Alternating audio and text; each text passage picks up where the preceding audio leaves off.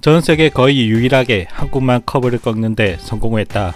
나는 이제 당신들에게 한국인처럼 먹으라고 말한다. 포크를 생각한다. 식습관의 인문학 등으로 세계적인 음식 작가가 된 비 윌슨이 자신의 신작 저서 식사에 대한 생각에서 한국인의 식문화를 설명하며 한국이 어떻게 글로벌 음식 식민화를 피할 수 있었는지 설명했습니다. 그리고 그녀의 분석에서 왜 지금 세계적으로 한식이 트렌드로 자리 잡아가는지 알 수가 있습니다.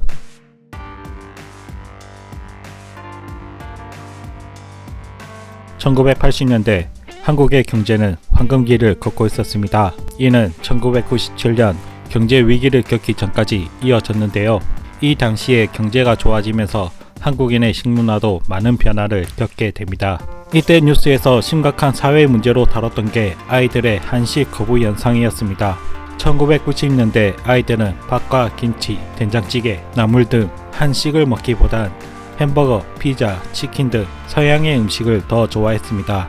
그래서 뉴스에서는 한국이 음식 식민화가 된다며 심각하게 보도했습니다. 그리고 30년이 흐른 지금 김치는 입에 대지도 않고 햄버거와 피자를 찾던 아이들은 뜨끈하고 든든한 국밥을 찾는 어른으로 성장했습니다. 과거의 음식 식민화를 걱정하던 어른들의 우려와 달리 반대의 결과가 나타난 것이죠. 한국의 식문화는 비교적 전통식이 잘 보존되어지고 있습니다.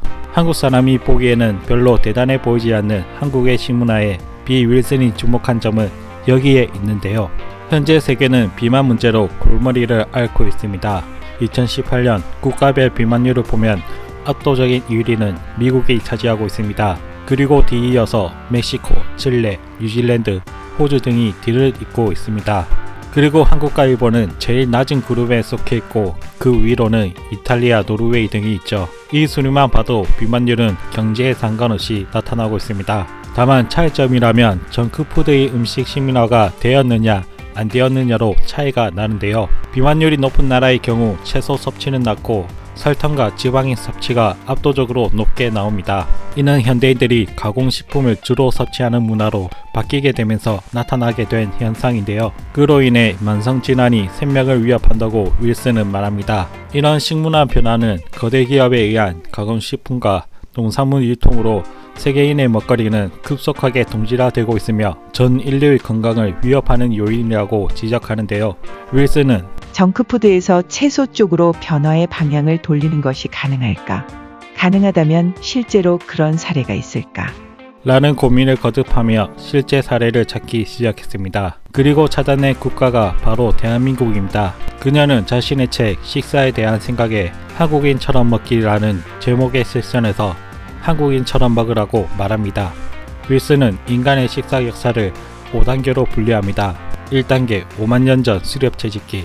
대체로 건강이 좋았고 영양 결핍도 없었던 시기입니다. 2단계 2만 년 전 농경시대. 곡물로 인한 인구 증가, 대신 기근이 늘고 식단 관련 문제가 급격히 증가했습니다. 인간의 쇄구는 작아졌고 여러 결핍성 질환에 시달리기 시작한 게 농경시대입니다. 3단계 수백 년 전 농업기술 발달기, 기근 감퇴 시기, 윤작과 비료 등 농업기술이 발전했습니다. 괴혈병과 각기병 같은 결핍성 질환이 줄어든 시기이기도 합니다. 현재 사하라 이남 아프리카 국가들이 이 단계를 통과 중에 있습니다. 4단계 현대식. 음식의 동질화, 대규모 국제무역으로 바다 건너 서로 다른 대륙에 사는 사람들이 모두 같은 음식을 소비합니다. 5단계 지역별로 차별화된 음식 소비. 한국이 유일하게 채소 소비율이 줄지 않은 5단계 모범국에 속합니다. 이 중에서 특히 4단계 2차 대전 이후 현대인의 식사는 그 이전에 겪어보지 못한 엄청난 혁명을 겪게 됩니다. 세계 각국은 3단계에서 4단계로 넘어가면서 패스트푸드, 육류, 설탕, 지방 섭취가 늘어나면서 식단이 건강을 위협하고 있지만 전 세계에서 거의 유일하게 한국만 건강한 식사 패턴으로 커브를 꺾는 데 성공했다. 윌슨은 특히 4단계의 섬뜩한 특징으로 엄청난 진행 속도를 지적합니다. 수렵 채집에서 농업 기반 사회로 넘어가는데 수천 년이 걸렸고 유럽과 미국에서 발생한 산업혁명으로 2단계에서 3단계로 넘어가는 데는 겨우 몇 세기가 걸렸습니다. 하지만 서구에서 가정식과 수돗물이 포장 스낵과 가당 음료로 바뀐 속도는 그 이전보다 훨씬 빨라서 단계 변화가 겨우 몇십 년밖에 안 걸리게 되었는데요. 1988년에서 1999년까지 단 11년 동안 멕시코의 거체중은 33.4%에서 59.6%로 약 2배가 되었습니다. 그러나 윌슨은 브라질과 멕시코, 남아공 등이 겪은 식단의 변화를 한국은 겪지 않았다는 것을 발견합니다. 1960년대에서 1990년대까지 한국 자료를 검토한 연구자들은 한국 사람들은 여전히 지방을 적게 섭취한다는 사실에 깜짝 놀라는데요. 1996년 한국의 국내 총생산은 중국보다 14배나 높았음에도 한국 사람들은 중국 사람보다 지방을 덜 섭취했습니다. 한국의 비만율 역시 경제 발전 수준에 비해 현저히 낮았습니다. 1998년 한국 성인 남성의 비만율은 1.7%, 여성이 3%였습니다. 쉽게 말해서 글로벌 음식 식민지화에 한국은 예속되지 않고 있다는 것이죠. 한국 역시 과거에 비해 경제가 발전하면서 식단에서 설탕과 지방 그리고 포장식품이 높아졌습니다. 비만을 유발하는 식단으로 순식간에 바뀌었을 거라 생각하지만 예상과 달리 다른 나라에 비해 전통 식단을 훨씬 잘 유지하고 있으며 다른 나라보다 훨씬 날씬하다고 윌슨은 주장합니다.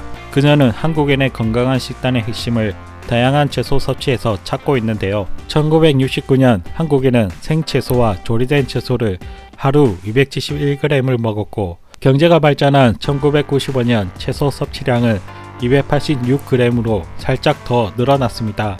도시로 이전한 사람들은 시골에서의 생활과는 정반대의 삶을 살았지만 여전히 채소를 먹었던 것이죠.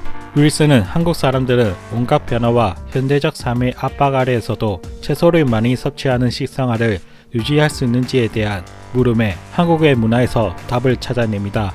한국인은 채소를 단순히 몸에 좋은 것으로만 여기지 않고 맛있는 것으로 여긴다. 그리고 콩나물과 시금치 같은 300여 종의 채소를 다른 국가에 비해 훨씬 더 다양하게 즐긴다.